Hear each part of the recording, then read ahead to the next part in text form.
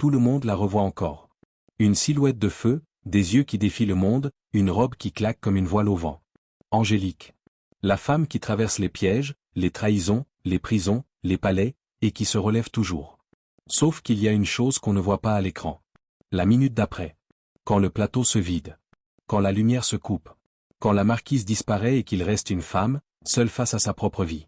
Aujourd'hui, Michel Mercier a plus de 80 ans. Et derrière la légende, il y a un parfum de tristesse. Pas une tristesse spectaculaire. Pas un drame hollywoodien. Une tristesse plus dure, plus silencieuse.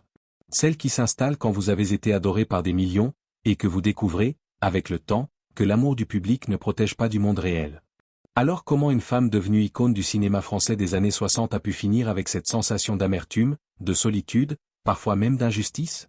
Comment l'image la plus flamboyante de toute une génération a pu se sentir enfermée, oubliée, et même trahie? Et surtout, qu'est-ce que cette histoire dit de nous, de nos rêves, de la célébrité, du temps qui passe, de ce qu'on sacrifie pour être aimé? Restez bien avec moi, parce qu'à l'intérieur de ce destin, il y a plusieurs secrets.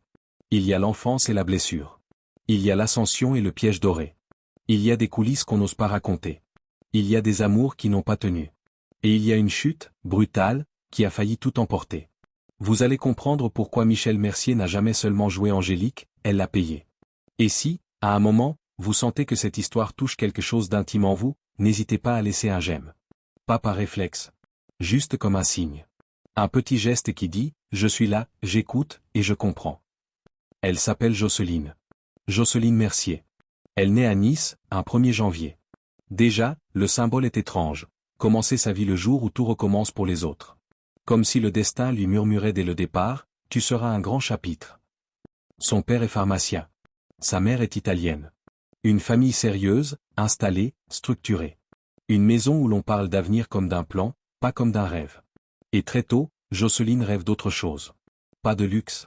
Pas de glamour. Pas de tapis rouge. Elle veut danser. Imaginez la petite, dans les rues de Nice. L'air salé qui monte du port. La lumière qui accroche les façades. Et cet enfant qui marche plus vite que les autres parce que, dans sa tête, elle est déjà en train de répéter un pas. Elle veut la scène, les pointes, le silence juste avant la musique. Elle veut le contrôle du corps, la discipline, cette sensation de voler sans quitter le sol. À 8 ans, elle entre à l'école de danse de l'Opéra de Nice, comme petit rat. 8 ans. À cet âge, la plupart des enfants jouent, inventent, s'éparpillent. Elle apprend à se tenir droite, à souffrir en silence, à recommencer 100 fois le même geste. On ne le dit jamais assez, la danse classique, c'est magnifique à regarder, mais c'est une école de dureté. Une école où l'on apprend très tôt que le talent ne suffit pas. Il faut tenir. Il faut encaisser. Il faut accepter d'être corrigé, jugé, comparé. Et Jocelyne tient. Sauf que pendant qu'elle travaille, un autre scénario se prépare au-dessus de sa tête. La famille Mercier possède un héritage. Une entreprise. Un nom à porter. Et Jocelyne est l'aînée. Elle n'a pas de frère. Dans cette logique familiale, ça veut dire une chose simple, c'est elle qui devra reprendre. C'est écrit, décidé, attendu. Comme si ses rêves n'étaient qu'une parenthèse amusante avant la vraie vie. Vous voyez le piège? À l'intérieur, une enfant brûle d'envie de devenir étoile. À l'extérieur, on lui répète doucement, tu peux rêver, mais tu reviendras à la maison. Et ce conflit, chez elle, ne va jamais se calmer. Parce qu'il va se transformer en moteur. Et aussi en douleur. Et puis il y a la blessure fondatrice. Celle qui explique beaucoup de choses, même quand on ne la voit pas. Jocelyne perd sa petite sœur, morte très jeune. Quand on est enfant, la mort n'est pas philosophique. Ce n'est pas une réflexion. C'est une rupture brutale du réel. Un rire qui ne revient plus. Une chambre qui devient trop grande. Des adultes qui parlent bas. Des silences dans les repas. Une absence qui s'accroche au mur. On imagine mal à quel point ça marque. Parce qu'un enfant ne digère pas la douleur comme un adulte. Il la porte. Il la cache. Il la transforme. Et parfois, il grandit avec une impression étrange. La vie peut retirer ce que vous aimez sans prévenir. Alors vous devenez vigilant. Vous devenez solide. Vous devenez, un peu seul, aussi. C'est peut-être là que se dessine sa dualité, la vraie. Plus forte que toutes les images. D'un côté, la femme flamboyante que le public adorera. De l'autre, une enfant qui a connu tôt le chagrin, et qui a appris à ne pas trop compter sur la stabilité du monde. Vous, là, maintenant, si vous deviez choisir entre un destin raisonnable qu'on attend de vous, et un rêve qui vous brûle, vous feriez quoi? Vous obéiriez? Ou vous partiriez quand même, même sans filet? Jocelyne, elle, part.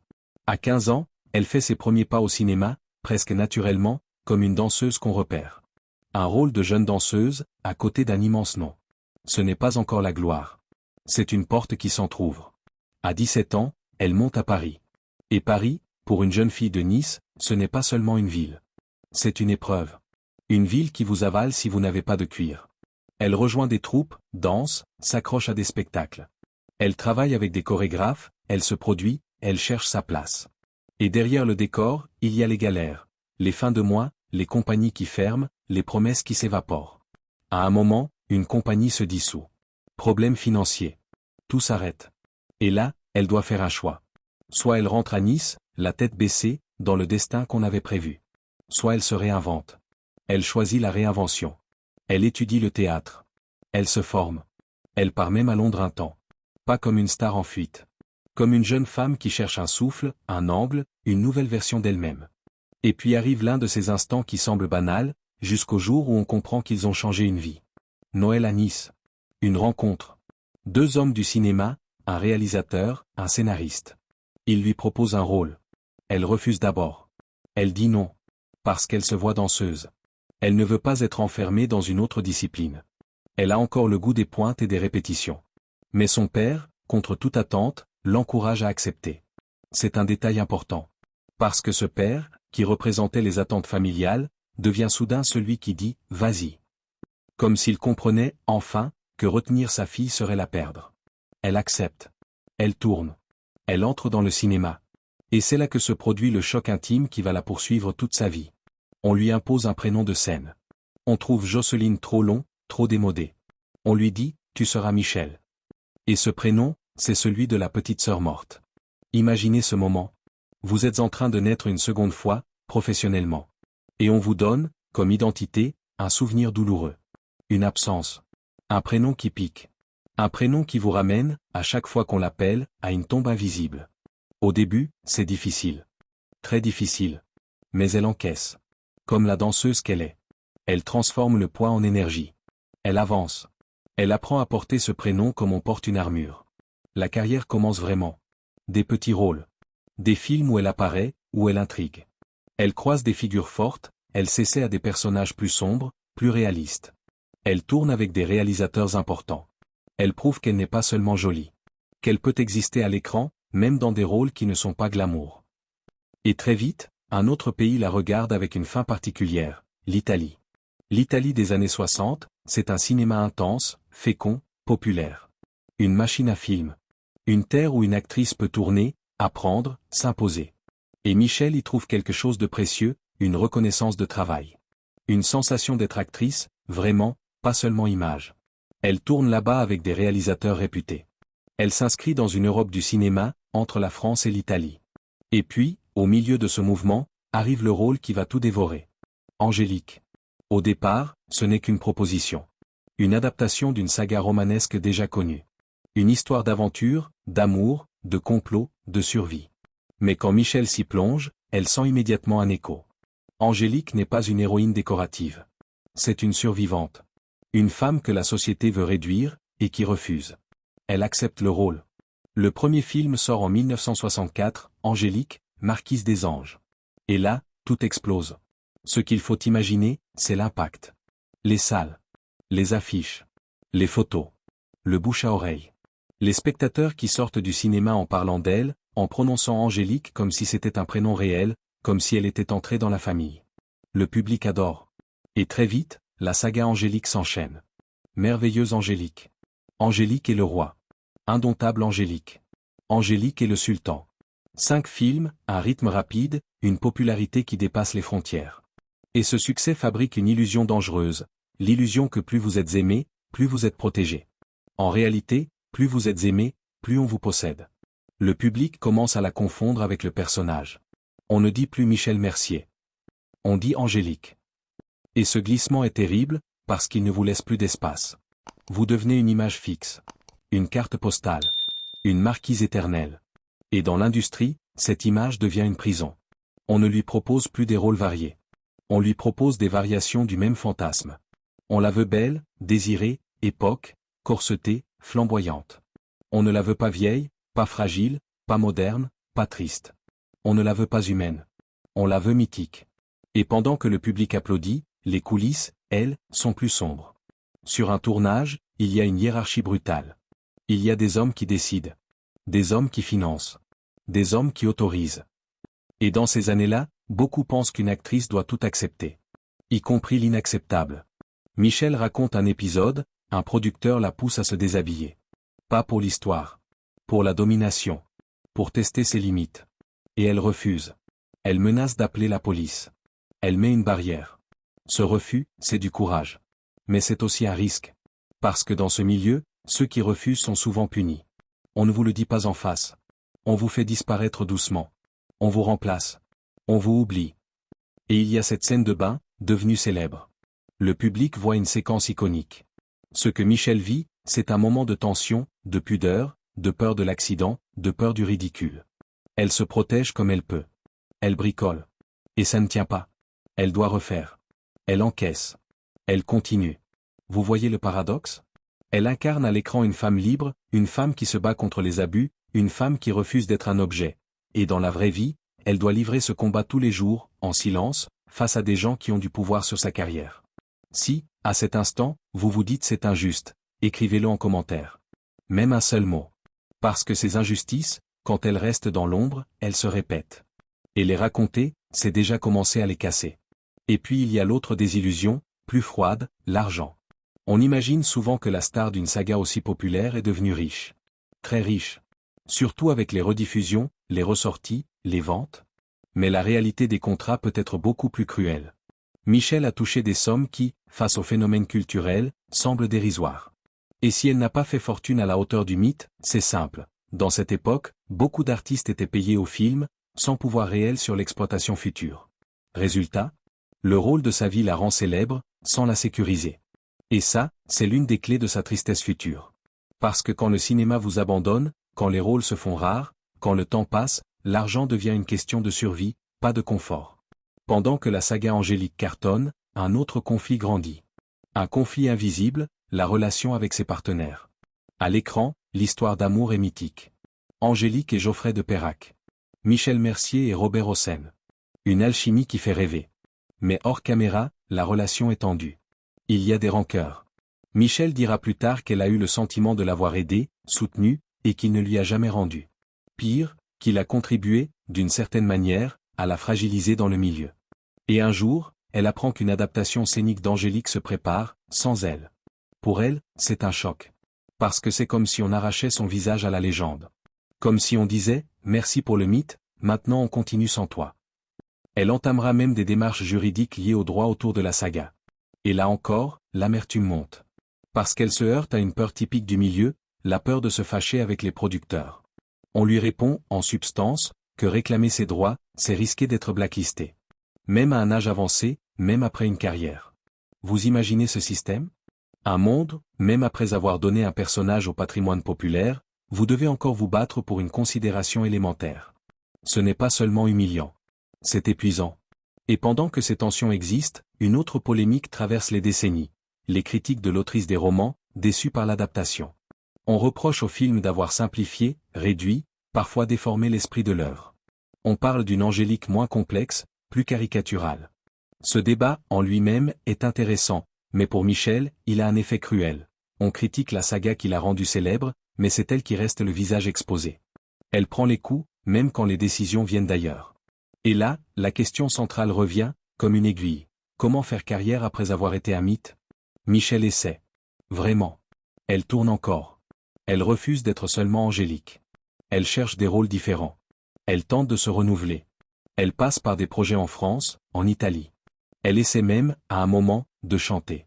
Une tentative qui ne rencontre pas le succès espéré. Et petit à petit, les offres diminuent. Ce n'est pas forcément un rejet frontal. C'est pire. C'est un effacement progressif. On ne l'appelle plus. Ou alors on l'appelle pour des rôles qui ne l'intéressent pas. Des rôles qui ne sont que des reflets fatigués du fantasme d'hier. Parce que l'industrie est impitoyable avec les femmes. Un acteur masculin peut vieillir et devenir charismatique. Une actrice, elle, vieillit et devient moins bancable. C'est injuste, mais c'est réel. Et Michel, qui a été vendu comme sex symbole, se retrouve piégé dans une logique où sa valeur semblait attachée à une jeunesse éternelle. Or personne n'est éternel. Et c'est là que sa vie personnelle, au lieu de la consoler, se transforme souvent en autre champ de bataille. Elle tombe amoureuse. Elle se marie. Son premier mariage devient une épreuve. Son mari sombre dans l'alcoolisme, connaît des troubles psychiques, et le divorce devient un tunnel. Long, lourd, coûteux émotionnellement.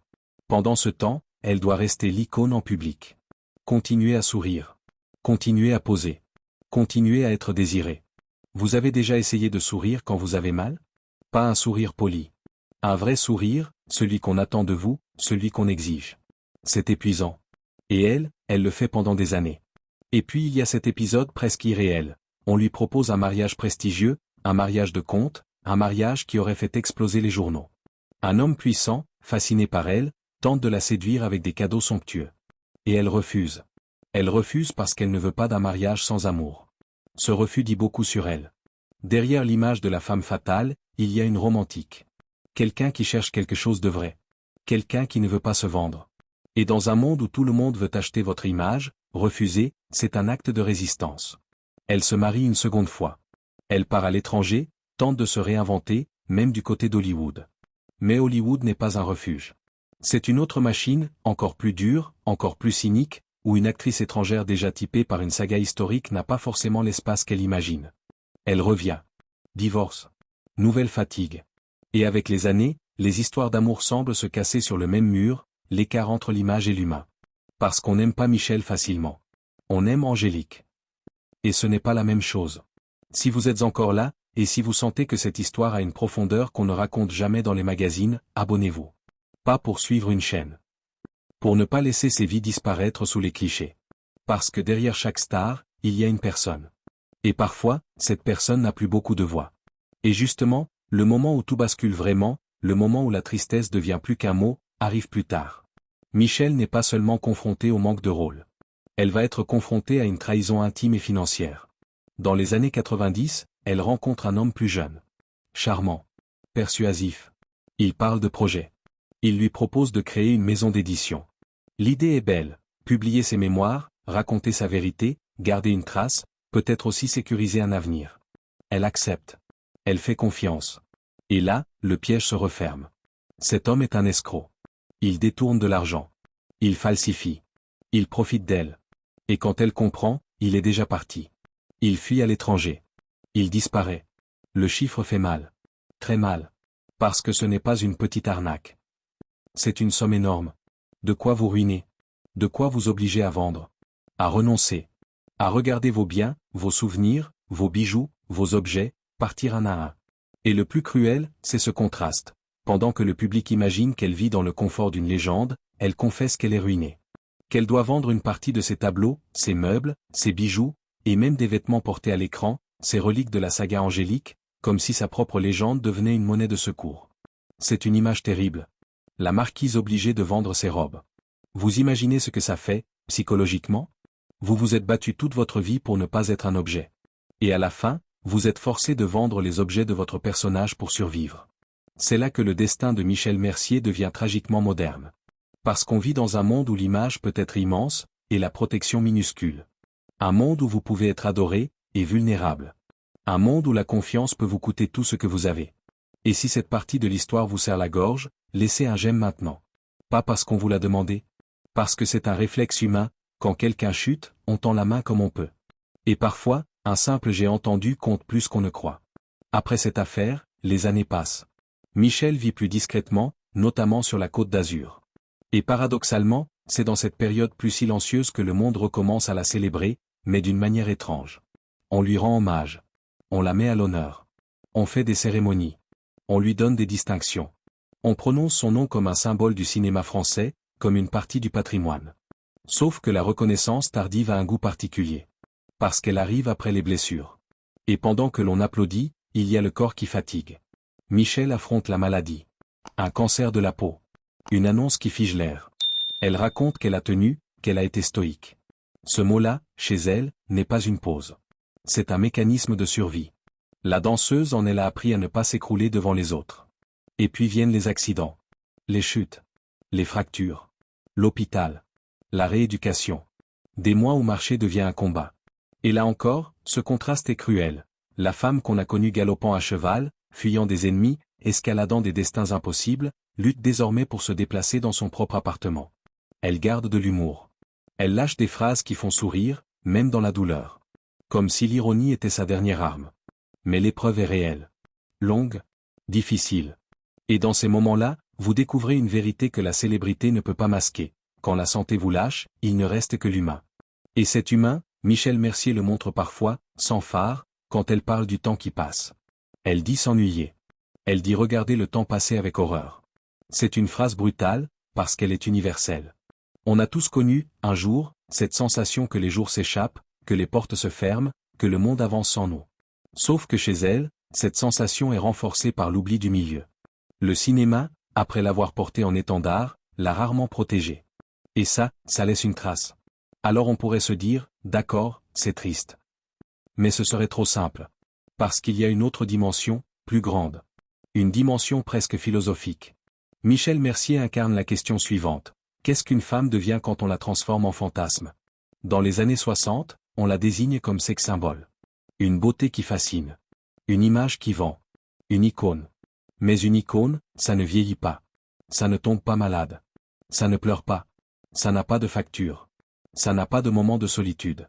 Et quand l'icône devient humaine, le monde détourne parfois le regard. Voilà pourquoi, aujourd'hui, sa vie triste n'est pas seulement une affaire personnelle. C'est le résultat d'un système. Un système qui adore fabriquer des légendes, puis qui se désintéresse des personnes. Et malgré tout, il y a un endroit où elle n'a jamais été totalement abandonnée, le public. Michel Mercier reçoit des lettres, des messages, des souvenirs, des témoignages. Des gens qui lui disent qu'elle a illuminé leur jeunesse, leur dimanche, leur famille. Qu'elle leur a donné envie de rêver. Qu'elle leur a donné du courage. Et ça, c'est la vraie puissance d'une carrière. Pas la gloire. Pas l'argent. La trace émotionnelle. Quand un inconnu vous dit « Je ne vous connais pas, mais vous m'avez aidé », c'est une forme d'héritage que personne ne peut voler. Et c'est peut-être là que l'histoire se retourne doucement. Parce qu'on comprend que Michel Mercier, malgré les humiliations, malgré les trahisons, malgré la maladie, a laissé quelque chose de solide dans le cœur des gens. Angélique n'était pas juste un divertissement. C'était un modèle de résistance. Une femme qui refuse de plier. Une femme qui traverse l'orage. Et quand on regarde la vie de Michel, on voit que ce personnage l'a choisi autant qu'elle l'a choisi. Parce que, dans la vraie vie aussi, elle a refusé beaucoup de compromis. Elle a refusé l'humiliation. Elle a refusé certains abus. Elle a refusé de se vendre. Et ces refus ont eu un coût. Un coût immense. Vous, à sa place, qu'auriez-vous fait? Auriez-vous accepté les compromis pour rester au sommet? Auriez-vous cédé à la pression pour obtenir plus de rôles, plus de succès, plus d'argent? Ou auriez-vous protégé votre dignité, même si ça vous fermait des portes? Prenez 2 secondes. Imaginez vraiment. Et dites-le en commentaire. Parce que la réponse en dit souvent plus sur nous que sur elle. Et dans ce destin, il y a encore une nuance qui rend tout plus poignant. Michel Mercier n'a jamais cessé d'être, au fond, une artiste du corps. Une danseuse devenue actrice. Une femme habituée à traduire l'émotion par le mouvement, par le regard, par le silence entre 2 mots. C'est peut-être pour ça que sa tristesse actuelle est si palpable. Parce qu'elle ne l'explique pas avec de grands discours. Elle la laisse apparaître dans des phrases simples, dans des constats bruts, dans cette manière de dire qu'elle continue à avancer, parce qu'il le faut. Et là, on revient au tout début. À l'image d'Angélique. Tout le monde se souvient du feu. Mais peu de gens regardent les cendres. La vérité, c'est que Michel Mercier a vécu la gloire comme un cadeau empoisonné. Une bénédiction qui devient cage. Elle a été adorée au point d'être confondue avec un personnage. Et quand elle a voulu redevenir elle-même, l'industrie a souvent détourné la tête. Elle a connu les abus de pouvoir. Les pressions. Les humiliations. Elle a connu les amours compliqués. Les divorces. Les désillusions. Elle a connu l'escroquerie, la ruine, la peur de perdre le peu qui reste. Elle a connu la maladie, les fractures, la lenteur imposée par le corps. Et malgré tout, elle est encore là. Pas comme une marquise. Comme une survivante. C'est peut-être ça, la leçon la plus forte. Angélique a été son rôle le plus célèbre, mais Michel a vécu, dans la vraie vie, quelque chose d'aussi rude que n'importe quel scénario. Se battre pour rester debout quand tout vous pousse à tomber. Alors si cette histoire vous a touché, abonnez-vous. Pas pour consommer une vidéo de plus. Pour faire un choix, celui de ne pas oublier. Parce que l'oubli, c'est la deuxième mort. Et parce que ces artistes, ces icônes, ces visages qui ont accompagné tant de vies, méritent qu'on les regarde autrement, avec plus d'humanité. Et avant de se quitter, J'aimerais vous poser une dernière question, simple, presque intime. Quand vous repensez aux stars de votre jeunesse, celles qui vous faisaient rêver, celles dont la beauté semblait éternelle, vous êtes-vous déjà demandé ce qu'elles devenaient, une fois la musique coupée? Michel Mercier, elle, nous donne une réponse brutale, elles deviennent des humains. Avec des blessures, des regrets, des moments de solitude, des combats qu'on ne voit pas. Mais elle nous donne aussi une autre réponse, plus lumineuse, elle laisse une trace. Une trace qui continue, même quand elles ne sont plus sur l'écran. Alors maintenant, à vous, quel souvenir gardez-vous de la saga Angélique? Une scène précise? Une musique? Une image? Un moment de votre vie associé à elle? Dites-le en commentaire. J'ai envie de lire vos souvenirs, parce qu'au fond, c'est ça qui fait vivre une légende. Pas les affiches, les cœurs.